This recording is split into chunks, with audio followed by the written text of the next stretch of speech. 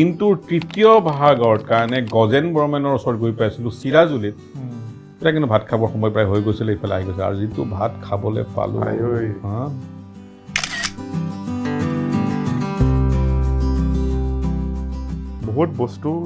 বহুত বছৰে খোৱা নাছিলে আইতালৈ চিধা মনত পৰিছে গাঁৱৰ ঘৰলৈ আৰু যি ধৰণে তেওঁ খুৱাইছে পানীও ঘটিকাত পাইছোঁ সেই পানী যে ঘটিকাত পাম মই ভবা নাই আৰু যিয়ে নহওক গজেন বৰ্মন ক্ষুদ্ৰ চাহ খেতিয়ক 1 লাখ মান চাহ খেতিয়ক আছে মই নিজেও এজন ক্ষুদ্ৰ চাহ খেতিয়ক কিন্তু গজেন বৰ্মনৰ তালৈ যাবলৈ বিচৰা হৈছিল গজেন বৰ্মনে ইমান সুন্দৰ নিয়াৰিকৈ ক্ষুদ্ৰ চাহ বাগিচাখন পৰিচালনা কৰি আছে তাক অসম এগ্ৰিকালচাৰ ইউনিভাৰ্চিটিৰ এজন প্ৰফেচৰৰ মুখত শুনিহে মই তেওঁৰ তালৈ প্ৰথম যেতিয়া খবৰ লৈছিলোঁ যাবলৈ তেওঁ ইনেৱেটো পাইনিয়াৰ আছিলে সেইটো এৰিয়াৰ স্মল টি গ্ৰ'ৰ মোৰ কাৰণেতো খুব ইম'চনেল চেণ্টিমেণ্টেল 20 বছৰ আগৰ ঘটনা এটা চাহ বুলি ক'লে তাতে জন্ম তাতে ডাঙৰ হোৱা তুমিতো চাহ যোৰহাট চিৰাজুলি তাকে বাট টি ইজ টি হাইৱেৰ কাষত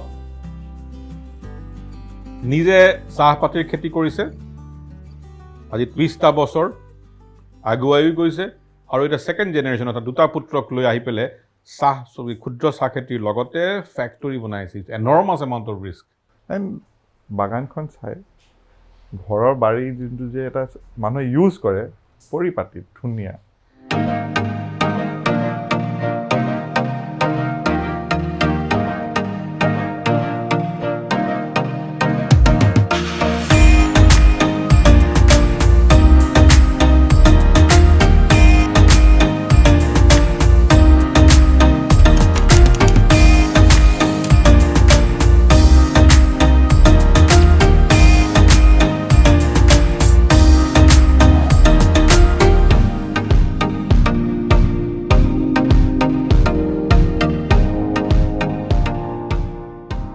বৰ্মন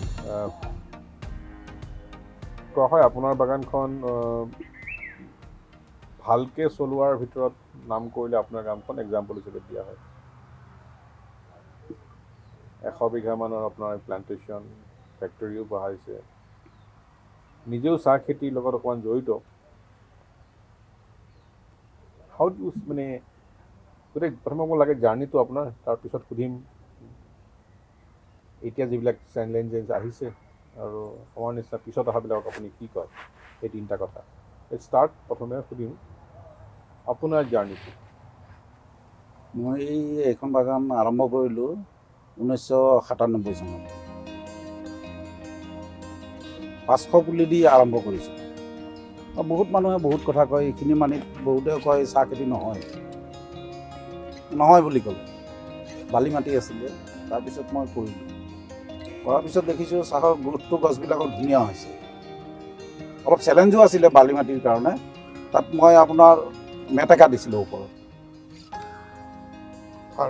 সাৰৰ কাৰণে বা পানীটো আপোনাৰ ধৰি ৰখাৰ কাৰণে মেটেকা দিলোঁ দি 500 পুলি লগোৱাৰ পিছত সেইটো 96ত 97ৰ পৰা মই কমাৰ্চিয়েলি কৰিলোঁ ট্ৰায়েল হিচাপে 96ত লগালোঁ তাৰপিছত 97ত বোলো নাই গছ হ'ব যেতিয়া দেখিলোঁ 96ত বহুত ধুনীয়া হৈছে 97ত মই আৰম্ভ কৰিলোঁ 97, 98, 99 আৰু 2009ত এইখন বাগান মই 32 বিঘা মাটি কমপ্লিট কৰিছোঁ মাটিটো আপোনাৰে আছিলে অঁ মোৰ এইখিনি চাহৰ খেতি মানে সেই ভাৱটো ক'ব পাৰিলে চাহৰ খেতি কৰিবলৈ ভাল হ'ব মানে ধৰক আমি ইয়াতে মোৰ জন্ম ইয়াতে ওচৰত বাগিচা আছে কিছুমান ডাঙৰ ষ্টেট গাৰ্ডেন আছে সৰুতে মানে কেতিয়াবা যেতিয়া স্কুল কলেজ নাথাকে এনেই যাওঁ চাইকেল তেতিয়া চাইকেল লৈ ঘূৰিব যাওঁ বাগানৰ মাজত ঘূৰি ভাল লাগে এনেকুৱা আমিও কৰিব পাৰিলে সৰুতে মানে তেনেকুৱা এটা ভাৱ আহিল তাৰপিছত দেখিলোঁ মাটিখিনি এইখিনি পৰি আছিলে এনেই পৰি আছিলে প্ৰত্যেক সম্পত্তি তাৰপিছত কি কৰিম তাকে চিন্তা কৰি ওচৰত এইফালে আপোনাৰ ভঙা মন্দিৰ বুলি কয় তাত তেখেতে এজনে কৰিছিলে মোতকৈ আগতে কৰিছিলে আপোনাৰ পাকোৱাল বুলি এজনে তেখেতৰো তেতিয়া 10-12 বিঘা আছিলে তেখেতৰ বাগিচাখন চাব গ'লোঁ চাই লৈ ভাল লাগিলে তাৰপিছত মই ভাবিলোঁ মই কৰি আছোঁ আজিলৈ 96ত ফাৰ্ষ্ট পাইলট কৰিলোঁ 97ত কমাৰ্চিয়েলি ষ্টাৰ্ট কৰিলোঁ 98, 99 ইয়াতে তাৰপিছত আৰু আপোনাৰ ইয়াতে 2009ত এইখিনি পৰ্যায় পাইছে টোটেল আপোনাৰ কিমান লেণ্ড কৰিলে কাৰেণ্টলি আপুনি মোটামুটি 100 বিঘা। ইয়াতে আপোনাৰ 32 বিঘা আছে আণ্ডাৰ প্লেণ্টেশ্যন,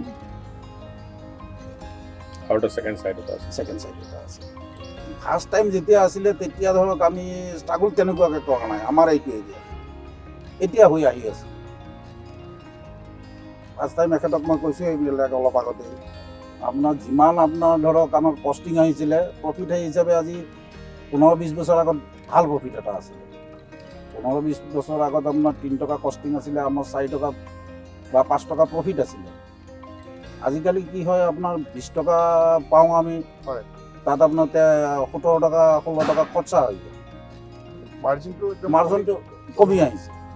মানে চাওক, 20 বছৰ আগত আমি 4 টকা প্ৰফিট কৰিছিলোঁ, আজিৰ দিনত 20 বছৰ পিছত 3 টকা প্ৰফিট কৰি আছোঁ পাৰ কেজি। অনিৰুদ্ধ, মই কিন্তু গজেন বৰ্মনক লৈ অকণমান কনচিয়াছ যে গজেন বৰ্মনে যে আমি যিখিনি চাহৰ কথা দেখিছোঁ, শুনিছোঁ বা নিজেও অভিজ্ঞতা আছে, is he taking risk to মাছ এই ফেক্টৰীটো খুলি পেলাই? তেওঁতো আমি যেতিয়া তেওঁৰ লগত কথা পাতিছোঁ, তেওঁ নিজেই কৈছে কি দ্য হোল মাৰ্কেটটো ইট ইজ বিকাম ভেৰি, মানে সৰু হৈ পেলাই এইটো ফানেল হৈ গৈছে বস্তুটো, বহুত প্ৰফিটেবিলিটিটো এনেও নাইকিয়া হ'ল। তাৰ ওপৰতে এই যে ডাঙৰ এটা ইনভেষ্টমেণ্ট যোনটো আপুনিও ঠিকেই কৰিছে, তাতো এটা হেৰি কৰি থৈছে কি 500 কেজিতকৈ বেছি বনাব নোৱাৰে। আচৰিত কথা। সেইটো লিমিটেশ্যনটো কিয় কাৰণে হৈছে মই বুজি পোৱা নাই। চ' য়েছ, ইট ইজ এ ৰিস্ক। কিয় কাৰণে তেওঁ এই ৰিস্কটো লৈছে, সেই লজিকটো আই এম নট ক্লিয়াৰ। মই ভাবোঁ যে ফেক্টৰী ৱাজ এ ৰিস্ক। যিয়ে নহওক, গজেন বৰ্মন ক্ষুদ্ৰ চাহ খেতিয়ক হিচাপে সফল, আৰু এতিয়া তেওঁ আগৰ বছৰৰ পৰা আহিছে মেনুফেকচাৰিঙলৈকে, চাহৰ লৈ পেলাই বটলি ফেক্টৰী, নিজৰো চাহ কাষৰো লৈ পেলাই লয়।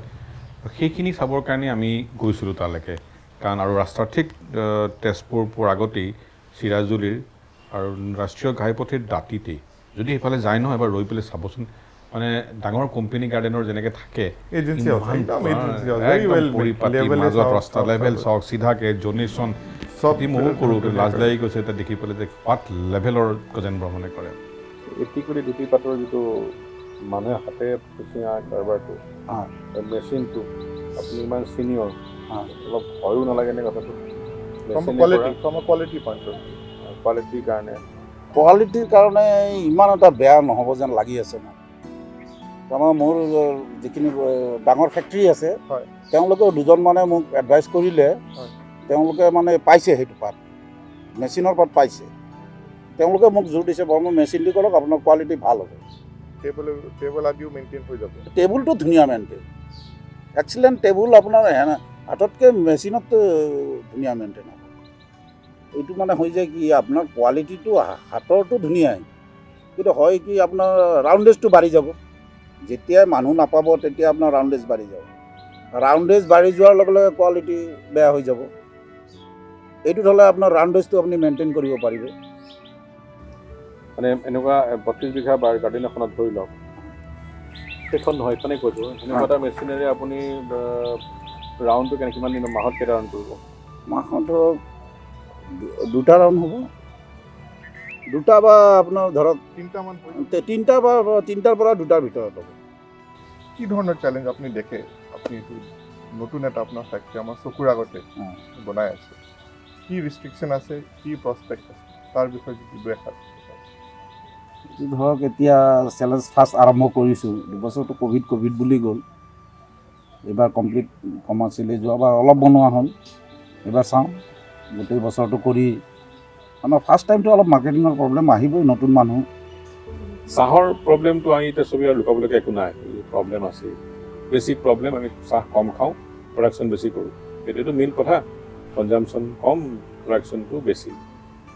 তেনে অৱস্থাত চাহৰ খেতি কৰিবলৈ মন মেলা, আপুনি যেনেকৈ সপোন দেখিছিলে, মোৰতো আপোনাৰ সপোন দেখাৰ 10 বছৰ পিছত মই সপোন দেখিছোঁ, আৰু আজি 12 বছৰ পিছত এনেকুৱা সপোন বেলেগেও দেখিছে। নতুন সপোন দেখা মানুহখিনি কি আপুনি উপদেশ দিব?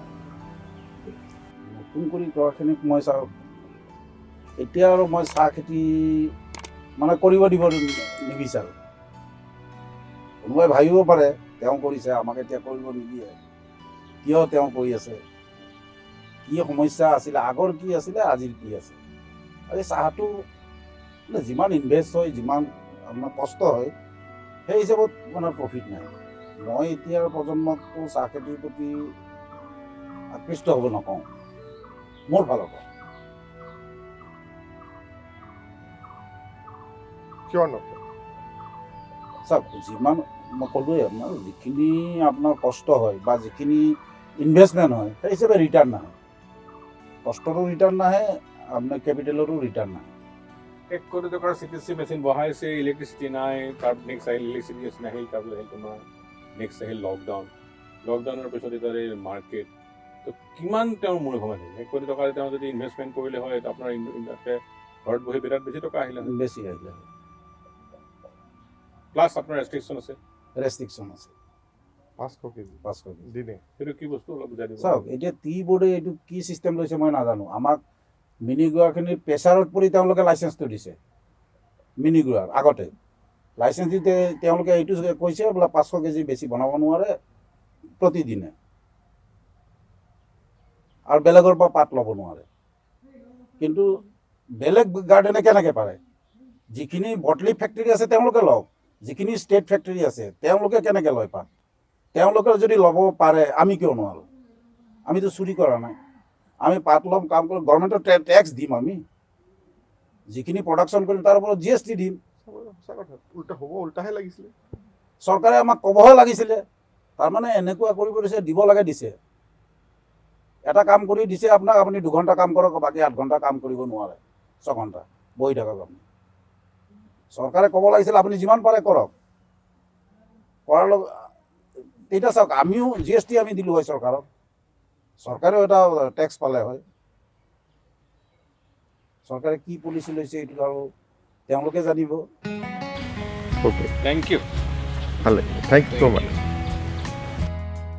আমি চাওঁতে সেইদিনাখন 3টা কাম কৰিছোঁ। আগতেই কৈছোঁ, প্ৰথমে গেটেমানছে, তাৰপিছত আহিছোঁ ওদালগুৰি, আৰু চিৰাজুলি শেষ কৰোঁলৈকে সন্ধিয়া হৈ গৈছিলে। হয়। আৰু য়েছ, আনবিলাকৰ লগত নিচিনাকৈ মই সাংঘাতিক মানে অলপমান মোৰ নিজৰো চাহক লৈ অলপমান কনচেনট্ৰেশ্যন আছে। হয়। মই যেনেকৈ সাংঘাতিক মই বেছিকৈ প্ৰফিটেবিলিটি বা সাংঘাতিক ফিউচাৰ, গজেন বৰ্মনে তথাপিও মানিছোঁ যে he has shown tremendous appetite for risk. And as a pioneer, he is taking that risk because alternative মোৰ বোলে নাই। পাত মাৰি আছে, প্ৰডাক্ট এটাতো আনিব লাগিব। And that is the future. Cooperative tea gardens, cooperative manufacturing, তেওঁ যোনটো এটা ৰাহ দেখুৱাইছে, I think that is something that is the future. You have to be self-reliant.